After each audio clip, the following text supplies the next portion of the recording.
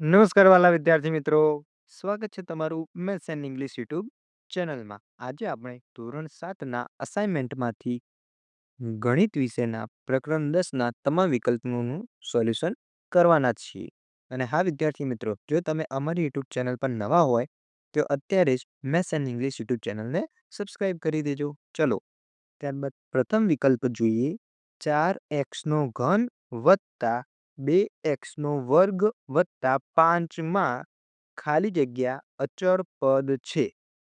Option A 4, option B 2, option C 5, option D 3. તો અચળ પદ પૂછ્યું છે, તો અચળ પદ એટલે શું થાય? આપેલ પદોમાંથી જેની કિંમત આપણે બદલી શકીએ નહીં. તો સૌથી પ્રથમ પદ જુઓ, એમાં તો એક્સ છે, તો જે એક્સ વાળા પદ હોય તો એને આપણે ચલ કહીએ. એને શું કહીએ? ચલ. ચલ એટલે કે જેની કિંમત બદલી શકાય. જુઓ આમાં પણ એક્સ છે, એટલે આ પણ કયું પદ થશે? ચલ વાળું પદ. જ્યારે આ 5 છે જેમાં એક્સ નથી, તો આ 5 છે એની કિંમત આપણે બદલી ન શકીએ. 5 ને 5 જ રાખી શકાય.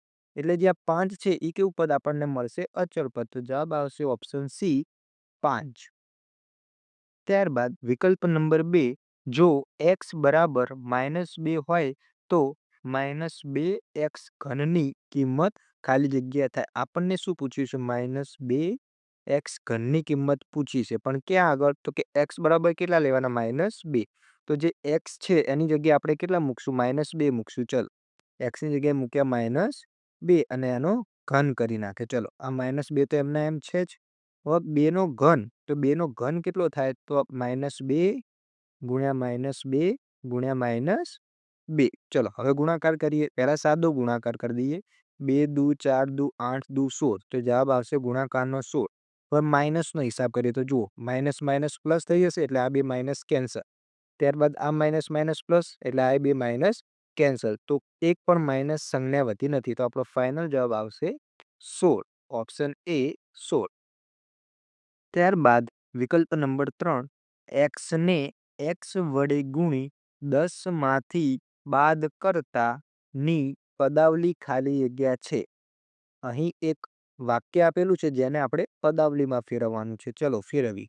સૌપ્રથમ એક કટકો ઉપાડીએ. સૌપ્રથમ વાક્યને વાંચો. x ને x વડે ગુણી, એટલે x ને કોની વડે ગુણવાના છે? તો x ને x વડે જ ગુણવાના છે. તો જુઓ, x ગુણ્યા x, એટલે આ કેટલા આપણને મળી જશે? તો x નો વર્ગ. પણ આ જે x નો વર્ગ આવ્યો, જો x ને x વડે ગુણી, એટલે કે આટલું વાક્ય તો પૂરું થઈ ગયું. એને શું કરવાનું? તો કે 10 માંથી બાદ કરતા, એટલે જે આ સંખ્યા હવે મળી આપણને x², એને શેમાંથી બાદ કરવાના? 10 માંથી. તો 10 માંથી x² ને આપણે બાદ કરી દીધા, તો આપણને ફાઇનલ પદાવલી કઈ મળી? તો કે 10 ઓછા x નો વર્ગ, જે ઓપ્શન સી માં આપેલું છે, 10 ઓછા x નો વર્ગ. ત્યારબાદ વિકલ્પ નંબર 4 જુઓ વિદ્યાર્થી મિત્રો. ખાલી જગ્યાએ વિજાતીય પદો છે.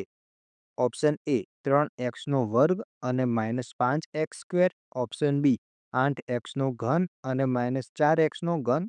ઓપ્શન સી 2x² y અને -3x² y. અને ઓપ્શન ડી 16x અને 16y. હવે વિજાતીય પદ લીધું છે, તો વિજાતીય પદ એટલે શું?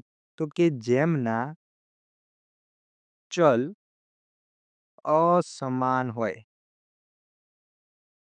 બે પદ આપેલા હોય ને એમાં ચલ કેવા હોવા જોઈએ? અસમાન. તો જેમાં અસમાન ચલો હશે એને કેવા પદો કહેવાશે? વિજાતીય પદો. તો જોઈ લો, આટલે x², આ તો સરખા છે, એટલે આ જવાબ ન આવે. x³ આ પણ જવાબ ના આવે. x²y, આ પણ જવાબ ના આવે. હવે આટલે ચલ છે x અને આટલે છે y, બંને ચલ કેવા છે? અલગ અલગ. એટલે આપણો સાચો જવાબ શું આવશે? ઓપ્શન ડી 16x અને 16y. ત્યારબાદ વિકલ્પ નંબર 5, 6x³ ઓછા 4x² વત્તા 5x વત્તા 8 ખાલી જગ્યા પદો છે. Option A 4, option B 3, option C 2, option D 1. તો ચલો આપણે ગણી લઈએ. આ પ્રથમ પદ એટલે કે પહેલું, આ બીજું, આ ત્રીજું અને આ ચોથું. તો કુલ કેટલા પદ થયા? 4 પદ. તો આપણો સાચો જવાબ આવશે ઓપ્શન એ 4. ત્યારબાદ 6થા નંબરનો પ્રશ્ન, ખાલી જગ્યા સજાતીય પદો છે. આપણને પૂછ્યું છે સજાતીય પદો. તો સજાતીય પદો કોને કહેવાય? તો કે જેમાં ચલ સમાન હોય. ચલ કેવા હોય? સમાન હોય. તો જે બે પદોમાં ચલ સમાન હશે એ જ આપણું કયું પદ હશે? સજાતીય પદ. ચલો જોઈ લઈએ. ઓપ્શન એ -7x અને 5x. જુઓ, આટલે પણ x છે ને આટલે પણ x છે, એટલે આ બંને પદો કેવા હશે? એકબીજાના સજાતીય પદો. તો આપણો પહેલો જ જવાબ મળી ગયો, ઓપ્શન એ -7x અને 5x. ત્યારબાદ વિકલ્પ 7 -5x ગુણ્યા x ગુણ્યા y ગુણ્યા y ગુણ્યા y એ ખાલી જગ્યા છે. એટલે કે આ કોઈ એક પદાવલીનું વિસ્તરણ આપેલું છે. શું આપેલું છે?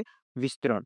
તો આપણે આને ભેગું કરી દઈએ. -5 લખીએ એમના એમ, પછી x ગુણ્યા x, તો આપણને ખબર છે x ગુણ્યા x એટલે x નો વર્ગ. ત્યારબાદ y ગુણ્યા y ગુણ્યા y એટલે y નો 3 વખત ગુણાકાર, એટલે એનો જવાબ આવશે y ની 3 ઘાત. બસ, તો આ રે આપણે એની જે પદાવલી બનાવી એ છે. તો જુઓ, આવું કયા વિકલ્પમાં આપેલું છે?